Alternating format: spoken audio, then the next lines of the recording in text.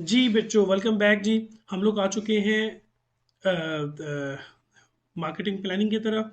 ठीक है जी। और सबसे पहले हम लोगों ने पोर्शंस अपने डिस्कस कर रहे थे और मैंने आपको बताया था कि चार पोर्शंस, पांच पोर्शंस हैं और दूसरे, तीसरे, चौथा और पांचवा पोर्शन जो है वो ऑर्गेनाइजेशन के अंदर वाले मैटर को डिस्कस करेगा और ये बाहर वाले। तो बाहर वाले मैटर्स को डिस्कस करेंगे। सबसे पहले आएंगे मार्केटिंग इंटरमीडिएरीज। इंटरमीडिएरीज कौन से होते हैं? वो लोग डिटेल में मैं आपको बता चुका हूँ, जो आपके लिए मीडिया का काम करते हैं, जो आपको प्रोडक्ट को दूसरे लोगों तक पहुंचाते हैं, वो होलसेलर्स, वो रिटेलर्स, जो आपकी प्रोडक्ट को आपके कस्टमर्स तक पहुंचाने में आपकी मदद करते हैं। मार्केटिंग इंटरमीडिएरीज वो लोग होते हैं जो कंपनी की मदद करते हैं कंपनी के प्रोडक्ट को कस्टमर्स तक या कंज्यूमर्स तक पहुंचाने के लिए। फिर नंबर टू, कंपेटिटर्स होते हैं। कंपेटिटर्स जो है वो भी आपके प्रोडक्ट को, आपके डिसीजन को इन्फ्लुएंस करते हैं। कैसे इन्फ्लुएंस करते हैं? अपनी फीचर्स, अपनी प्रोडक्ट के फीचर्स की वजह से, प्राइसिंग की वजह से, ठीक है, और न्यू प्रोडक्ट्स की वजह से, और अपनी मार्केटिंग कैंपेन की वजह से। इस और ठीक है, तो और उसके बाद अपनी प्रोडक्ट के फीचर जब कर दी तो प्रोडक्ट की क्वालिटी में हम कह सकते हैं। तो ये तमाम के तमाम चीज़ों की वजह से आपका कंपेटिटर जो है वो आपको इन्फ्लुएंस कर सकता है। बिकॉज ऑफ क्वालिटी आप के कस्टमर्स आपके प्रोडक्ट को छोड़ के कंपेटिटर के प्रोडक्ट की तरफ जा सकते हैं। कोई नया फीचर जिसकी वजह से कस्टमर्स आपके प्रोडक्ट को छोड़ के कंपेटिटर के प्रोडक्ट खरीद सकते हैं। उसके बाद प्राइसिंग की वजह से, और बाकी जो मैंने डिस्कस किए हैं आपको प्रोडक्ट्स, एट्रीब्यूट्स, जिनकी वजह से कंपेटिटर्स जो हैं वो भी आपके लिए बहुत ज़्यादा इंपॉर्टेंट है। और हर वो नकलो हरकत जो आपका कंपेटिटर कर रहा होता है, आपने उसके ऊपर नज़र रखनी है। ठीक हो गया। और मार्केटिंग इंटरमीडिएट्स के साथ आपने बहुत अच्छा पार्टनरशिप वाला रिलेशनशिप बनाना है। आगे क्या आएगा? पब्लिक्स। पब्लिक से मुराद आम आवाम।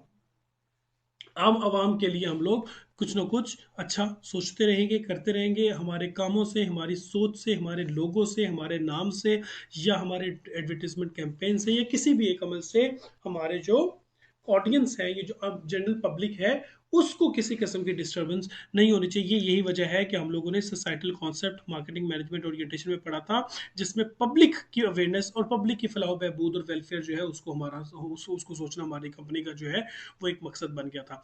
फिर आएंगे सप्लायर्स। और बच्चों, सप्लायर्स के बारे में बार बार बता चुका हूँ। सप्लायर्स वो होते हैं जो आपकी प्रोडक्ट, आपकी कंपनी को प्रोडक्ट बनाने के लिए रॉ मटेरियल प्रोवाइड करते हैं। ठीक है जी।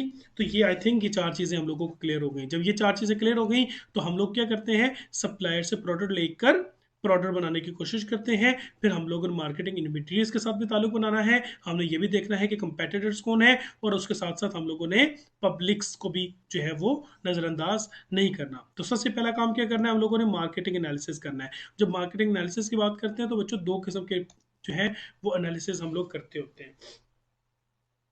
जब हम लोग मार्केट एनालिसिस की बात करते हैं तो हम लोग दो किस्म के एनालिसिस की बात करते हैं। ये एक एनालिसिस होता है जिसको हम लोग कहते होते हैं, जी, यहाँ पे हम लोग डिस्कस कर लेते हैं। एक एनालिसिस होता है जिसको हम लोग कहते होते हैं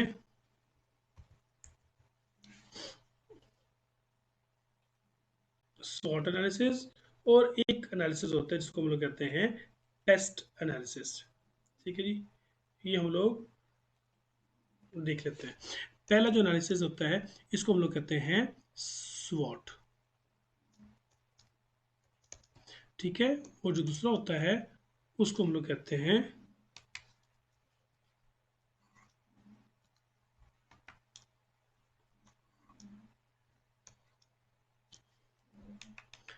दूसरा वाला जो होता है उसको हम लोग कहते हैं पेस्ट, सॉरी,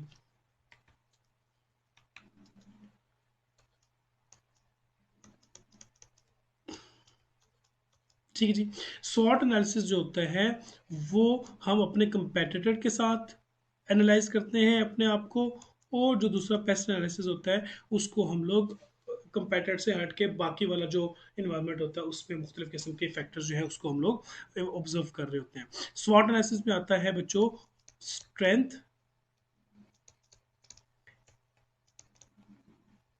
वीकनेस, अपॉर्चुनिटी और थ्रेट। इसको हम लोग कहते हैं स्वॉट एनालिसिस। पेस्ट कहते हैं पॉलिटिकल फैक्टर,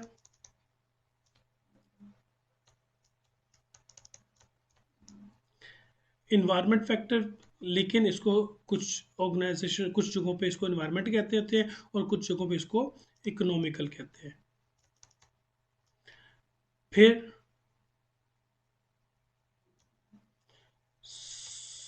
सोशियो कल्चरल, और आखिर में आएगा टेक्नोलॉजिकल। ठीक है जी।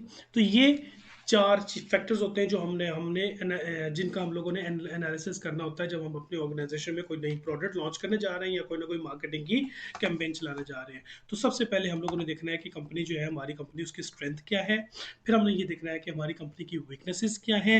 फिर वीकनेसेस किसके साथ कंपेयर करनी है हम लोगों ने कंपेयर करनी है अपने कंपेटिटर्स के साथ। हम लोगों ने ये देखना है कि कौन सी ऐसी चीज़ है जो हमारी स्ट्रेंथ है लेकिन वो हमारे कंपेटिटर के पास चूंकि वो चीज़ नहीं है तो वो उनकी वीकनेस हो जाएगी। कौन सी ऐसी फीचर है या कौन सी ऐसी चीज़ है जो कि हमारे कंपेटिटर्स के पास है तो ये उनकी स्ट्रेंथ होगी, और हमारे पास अगर नहीं है तो ये हमारी वीकनेस होगी। कौन सी ऐसी नई अपॉर्चुनिटी है जो कि मार्केट के अंदर हम लोग एग्जीक्यूट कर सकते हैं। और नंबर 4, कौन कौन से ऐसे थ्रेट्स हैं जिसकी वजह से हमारी ऑर्गेनाइजेशन के अंदर हमारा नुकसान हो सकता है। ये वो चीज़ें हैं जिसको हम लोगों ने एनालाइज करना है। इसको मैं डिटेल में बताता हूँ आपको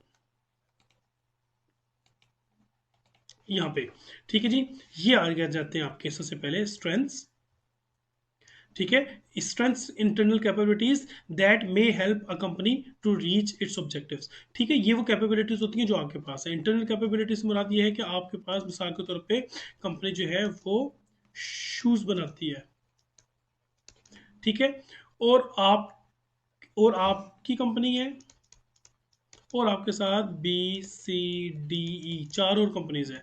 चार के चार जो लोग हैं ये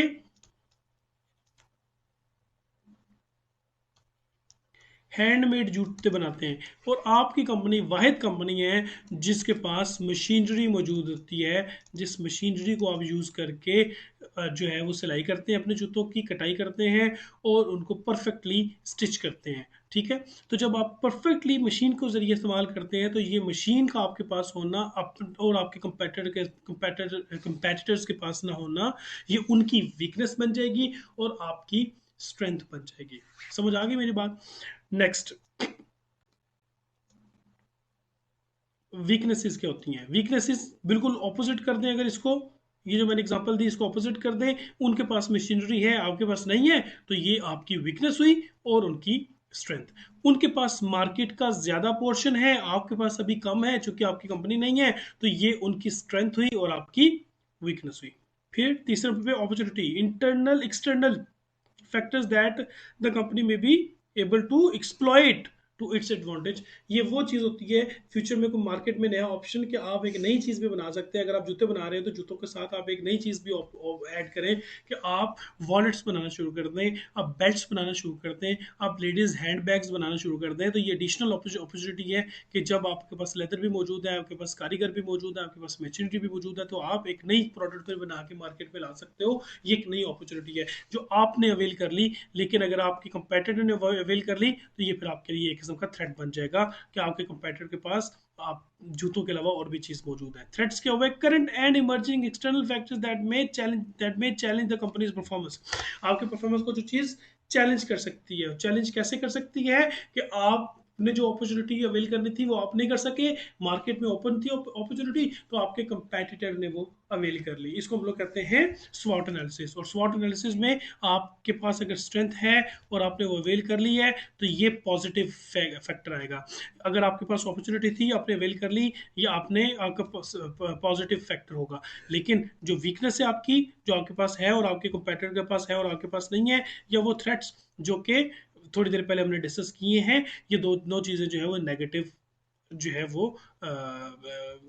नेगेटिव एनालिसिस के अंदर हम लोगों को नेगेटिव फीडबैक दे रही हैं, और ये दो चीज़ें हमें पॉजिटिव जो है ना वो इन्फॉर्मेशन देगी।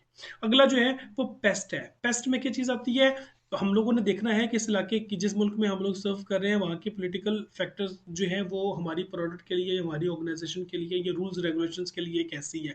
फिर मुल्क की इकोनॉमी कैसी है। तीसरे नंबर पे सोशियो फैक्टर्स आ जाते हैं। सोशल फैक्टर्स कौन कौन से हैं, कोई कहीं ऐसा तो नहीं है कि ये प्रोडक्ट हम लोग यहाँ पे लॉन्च करेंगे तो सोशली हमारे खिलाफ जो है वो